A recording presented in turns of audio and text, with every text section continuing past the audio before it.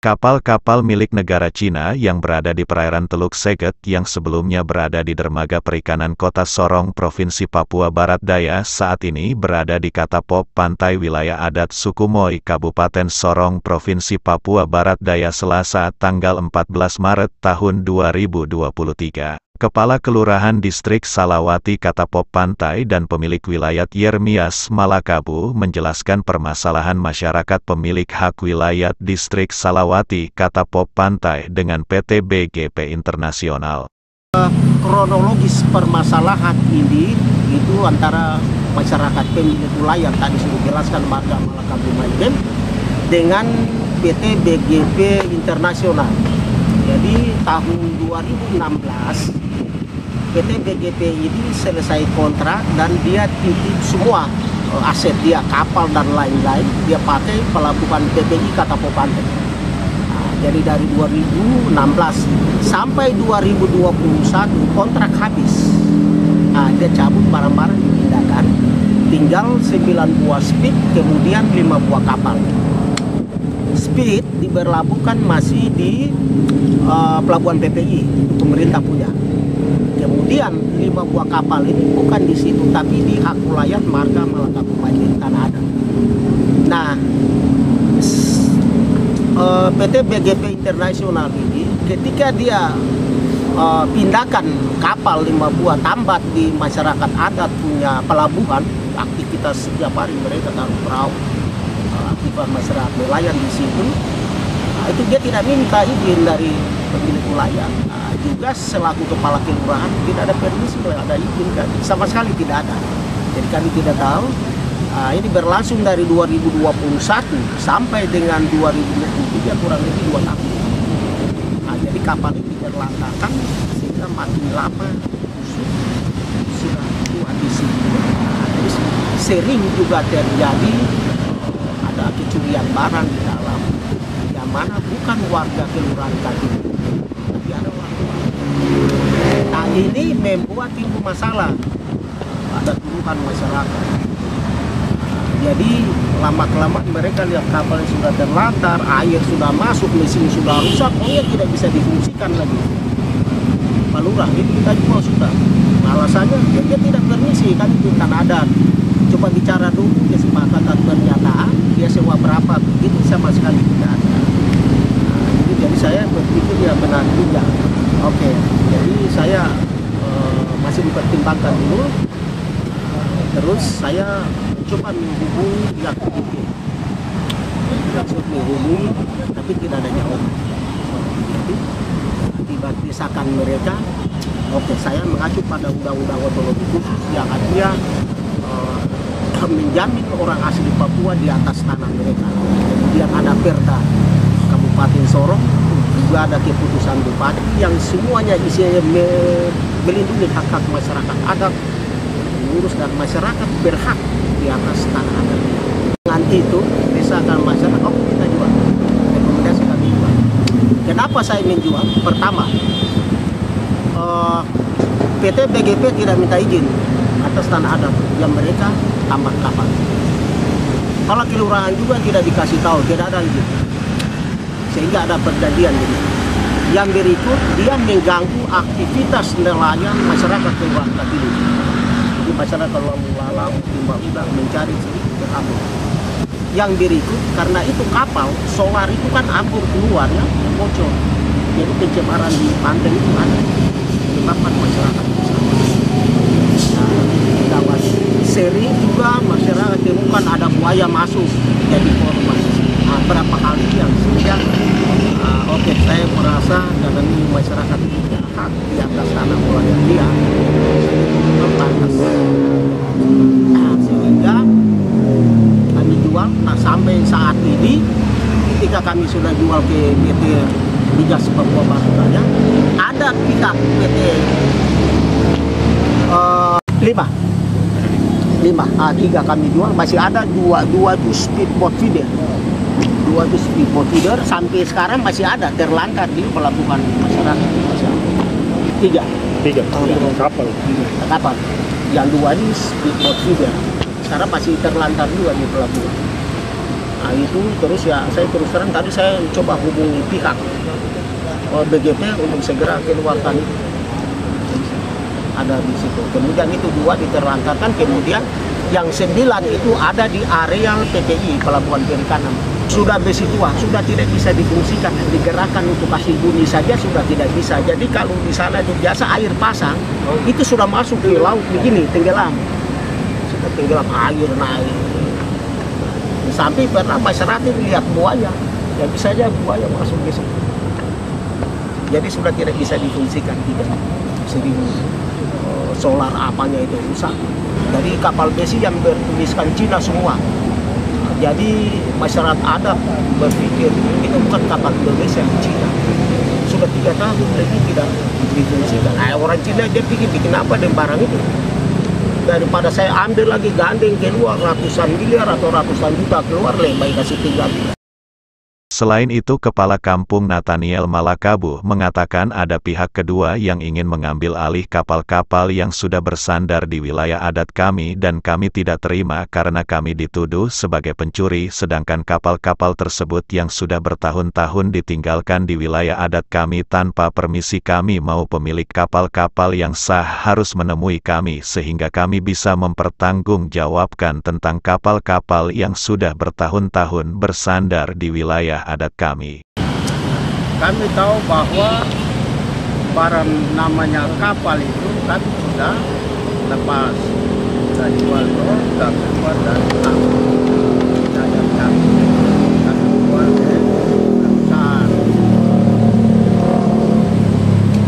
Namun ada pihak kedua lagi untuk demo ambil investasi untuk mengambil alih.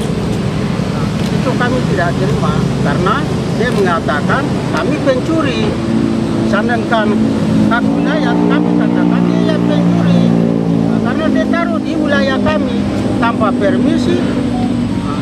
Dia tidak kasih 1-2 rupiah untuk kami jaga kah begitu dari hak wilayah kami. Nah, sekarang dia bilang kami pencuri. Kami proses di polisi. Kami dari hak wilayah maunya orang yang melapor dan yang punya kapal itu harus datang ketemu kami supaya kami bisa adu mulut dengan dia. Kamu punya kapal, buktinya mana? Terus yang melapor bilang hak wilayah, kamu punya hak wilayah, buktinya mana? Nah, itu menurut pendapat kami hak wilayah itu begitu. Karena kami setahu Malakabu Maibem itu kami punya tanah. Bukan marga siapa-siapa lagi, itu kami punya dari keturunan leluhur kami itu kami. Jadi kami tidak pakai pihak kedua, tidak ada. Yang numpan perusahaan Ponoko kayak menumpan di situ juga tidak tanpa permisi hak wilayah. Dia keluar juga dia tidak permisi ke pemerintahan kelurahan setempat. Jadi kami anggap dia yang pencuri, bukan kami. Dulunya itu di dermaga perikanan. Setelah dorang 3 tahun kemudian, dorang bawa kapal itu dia berlabuh di tempat wilayah kami, masih tanah adat. Mungkin dia takut dia belum bayar pajak ke pemerintah, akhirnya dia tarik sembunyi di Mangi-Mangi sana. Jadi kami tidak tahu itu urusan dia dengan pajak pemerintah, dia bayar kah belum kah kami tidak tahu. Jadi kami anggap barang itu 3 tahun lebih, jadi pemilik kah tuan barang dia terdatang lihat kapal itu bagaimana tenggelam kah apakah dia terdatang. Jadi ya kami anggap itu barang itu sudah jadi besi tua, jadi lebih baik kami jual daripada dia bikin kotor di pelabuhan itu. Buaya kah apakah baru kami mau lewat cari udang halus kah ikan kah tidak bisa, dia pilih kami punya wilayah itu. Jadi dari kami orang adat ya bicara dengan lurah, mau jual sudah, yang penting dia bayar kami hak wilayah. Tapi sekarang ini dia putar balik kami begini, akhirnya kami jadi timbul emosi, ya tuntut dia 5M. Kalau kau sanggup ya kau bayar sudah, kalau kau tidak mau ya sudah buat surat pernyataan lah, kita serahkan ke perusahaan yang kita sudah kerjasama dengan dia ini begitu. Jadi kami dari wilayah itu mohon supaya persoalan yang macam kapal ini harus kami jalan terus sampai titik akhir itu di mana. Simon Soren, kuasa hukum Marga Malakabu, menjelaskan sesuai dengan ketentuan Undang-Undang Nomor 21 Tahun 2001 tentang Otonomi Khusus Papua. Simon Soren menegaskan jangan ada upaya-upaya kriminalisasi yang mengatasnamakan hukum. Dalam hal ini laporannya fiktif, kronologinya fiktif. Sesuai dengan ketentuan Undang-Undang Nomor 21 Tahun 2001 tentang Otonomi Khusus Papua sebagaimana diubah dengan Undang-Undang Nomor 2 Tahun 2021 tentang hak kepemilikan masyarakat adat dan perlindungan, penghormatan, pemberdayaan, hak proteksi kepada hak dasar orang asli Papua, mengingat Perda Nomor 10 Tahun 2017 pasal 6 huruf A hingga H, sehingga kami menegaskan bahwa jangan ada upaya-upaya kriminalisasi mengatasnamakan hukum atau ada obstruction of justice seperti kejadian seperti kasus Sambo.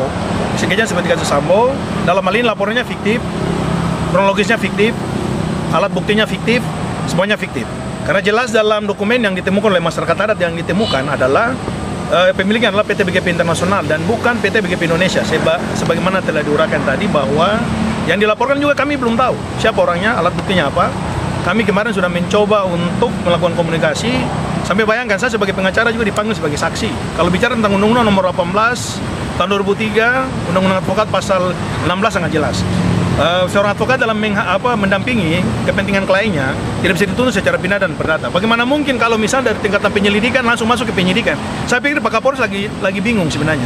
Tidak bisa mengurai undang-undang secara baik dan benar, tidak menguasai hukum acara secara baik dan benar. Yang kedua adalah proses di mana pada saat pekerjaan PT Bakti Migas Papua Barat Daya itu dilakukan terjadi penyergapan, terjadi penyitaan yang di luar dari kitab undang-undang hukum acara pidana pasal 38, di mana harus mendapatkan persetujuan atau penetapan dari pengadilan negeri setempat. Tapi itu tidak bisa ditunjukkan oleh dalam hal ini teman-teman dari Reskrim Polres Kabupaten Sorong, sehingga kami berharap dalam melakukan proses penegakan hukum harus sesuai dengan fakta hukum. Yang kedua harus sesuai dengan undang-undang. Sehingga sebagai kuasa hukum saya meminta dengan tegas, kalaupun perkara ini bisa dilakukan restorasi justice, kenapa tidak? Karena itu sudah diusulkan dari awal. Sudah diminta, restorasi justice harus berjalan. Kenapa? Karena saya pikir restorasi justice itu untuk bagaimana kita menemukan solusi terbaik untuk bagaimana penyelesaian di luar hukum. Sehingga tidak ada alasan, apalagi masyarakat adat ini selalu dikriminalisasi dengan alasan-alasan yang tidak terlalu jelas. Sehingga dalam hal ini juga terjadi penyergapan waktu itu bersama-sama ada kelompok marinir bergabung dengan polisi, tempatnya di wilayah Vitas. Teman-teman dari karyawan dari PT Migas Papua Barat Daya juga ada beberapa oknum juga ditangkap dan dianiaya oleh oknum anggota Reskrim Polres Kabupaten Sorong. Sehingga itu juga sudah kami laporkan kepada Propam, kami sudah laporkan ke Propam Polres Kabupaten Sorong, sehingga kami berharap pada ketegasan dari Kapolda Papua Barat untuk segera menindaklanjuti oknum-oknum yang selalu membuat tindakan-tindakan kekerasan kepada masyarakat. Nah, kami mengimbau kepada Pak Kapolda untuk segera ditindaklanjuti. Yang kedua, kami minta dengan tegas juga Pak Kapolres untuk tidak melindungi kesalahan-kesalahan dari bawahan, sehingga apa yang tadi disampaikan itu terlepas dari itu. Saya jadi sebagai kuasa hukum juga yang mendampingi masyarakat adat setempat ingin supaya Papua ini damai. Karena permasalahan ini bukan permasalahan baru. Sempat ada penarikan kapal juga yang kita lakukan dari Lantamal. Namun teman-teman dari Lantamal saya memberikan apresiasi. Mereka bersifat terbuka, menerima sesuai dengan apa yang kami inginkan. Ada pertemuan antara masyarakat adat dan kami dari kuasa hukum juga dari pihak perusahaan. Dan mereka sebagai pelapor yang sekarang melaporkan. Tapi sampai hari ini kami tidak tahu siapa yang lapor. Walaupun memang di situ ada nomor register, nomor laporannya. Namun kami berharap restorasi justice itu tetap dikedepankan tanpa ada obstruction of justice atau misalnya ada upaya-upaya untuk mengkriminalisasi masyarakat adat, apalagi saya sebagai kuasa hukum seperti saya sampaikan. Saya juga dipanggil sebagai saksi dalam hal ini, tetapi sudah jelas kalau kembali ke undang-undang advokat saya tidak bisa dituntut secara pidana dan perdata dalam menjalankan aktivitas saya sebagai seorang advokat. Sehingga itu saya pikir angka imunitas saya sangat jelas. Sehingga marilah kita bekerja sama, kalaupun ada yang benar kita luruskan, kalaupun salah kita luruskan, sehingga itu bisa memberikan dampak positif bagi masyarakat umum mencari keadilan. Dari Kota Sorong, Provinsi Papua Barat Daya, Taufan Yusuf mengabarkan.